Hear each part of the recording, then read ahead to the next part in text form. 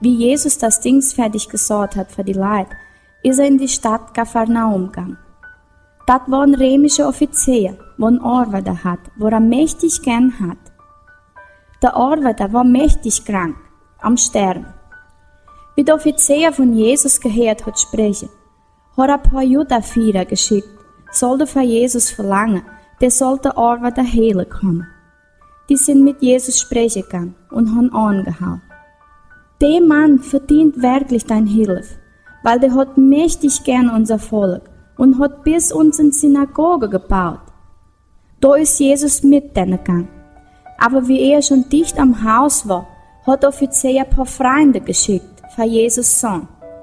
Herr, nicht dich eire, weil ich sind's nicht wert, dass du in mein Haus kommst. Und ich meine auch, dass ich die Ehre nicht wert bin, für persönlich mit dir zu sprechen. Gebt bloß in Ordnung, dann gebt mein Arbeiter nochmal gut. Ich bin auch und nicht die Autorität von Offizieren, wo ich mich schicke, und han auch Soldaten, wo meine Ordnungen anhören.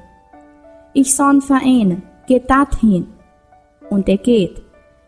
Ich san für den anderen, komm her, und er kommt. Ich san auch für meinen Arbeiter, mach das, und er macht's. Jesus hat sich mächtig verwundert, wie er das gehört hat. Da hat er sich rumgestellt und sorgt für das Volk, wo im Nogang ist. Ich versichere es euch, dass ich nie so einen Glaube gesehen habe, noch nicht mal unter dem Volk von Israel.